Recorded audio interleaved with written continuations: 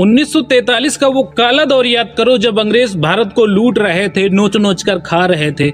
बंगाल में भयानक अकाल पड़ा था, लाखों लोग भूख से तड़प तड़प कर मर रहे थे। जेलें हमारे देशभक्तों से खचाखच भरी हुई थी, हर तरफ गुलामी की जंजीरें कसी हुई थी। लगता था आजादी का सपना कभी पूरा नहीं होगा। ब्रिटिश हुकूमत हम पर हंस रही थी। उन्हें यकीन था भारत कभी आजाद नहीं हो सकता। लेकिन इसी अंधेरे में एक चिंगारी जली। एक शख्स ने इस अन्याय को बर्दाश्त नहीं किया। उस शख्स ने ब्रिटिश साम्राज्य की नींव हिला दी। उस शख्स का नाम था नेताजी सुभाष चंद्र बोस।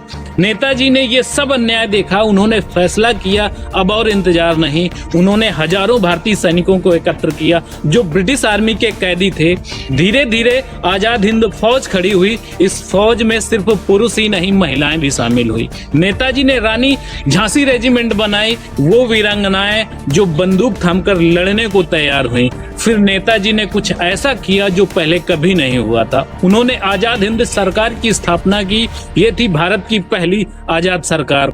इस सरकार के झंडे तले अंडमान निकोबार द्वीप समूह को आजाद कराया गया। वहां पहली बार तिरंगा लहराया और पूरे देश को एक नारा दिया, दिल्ली चलो। इस नारे के साथ उनकी फौज आगे बढ़ी। जंगलों के रास्ते बारिश कीचड़ में लड़ते हुए इम्फाल और कोहिमा की लड़ाइयों में ब्रिटिश सेना को पीछे धकेला। सैनिक भूखे रहे, घायल हुए, लेकिन रुके नहीं। कई शहीद हो गए थे माँ भारती के आजादी के लिए। इन सब कुर्बानियों का असर पूरे देश पर पड़ा। जब NIA के सैनिकों पर मुकदमा चला तो पूरे देश में आग भड़क उठी। लाखों लोग सड़क पर उतर आए। रॉयल इंडियन नेवी में विद्रोह हो गया। ब्रिटिश सरकार हिल गई। उन्हें समझ आ गया अब भारत को ज्यादा दिन तक गुलाम नहीं रखा जा सकता। नेताजी की ये लड़ाइयाँ, ये कुर्बानियां, इन्होंने आजादी की राह को बहुत करीब ला दिया। नेताजी ने खुद सब कुछ दांव पर लगा दिया। घर छोड़ा, दुश्मन देशों में गए, फौज बनाई, मोर्चे लड़े और फिर आया वो ऐतिहासिक पल जब बर्मा के जंगलों में सैनिक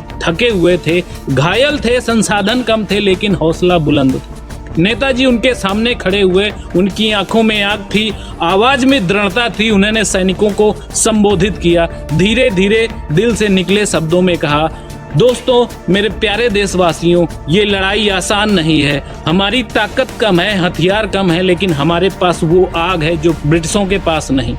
देशभक्ति की आग। अब समय आ गया है बलिदान देने का। अब समय आ गया है सब कुछ कुर्बान करने का। तुम मुझे खून दो, मैं तुम्हें आजादी दूंगा। ये शब्द सुनकर सैनिकों की आंखों में आंसू और जोश दोनों आ गए। पूरे देश में ये पुकार गूंज उठी।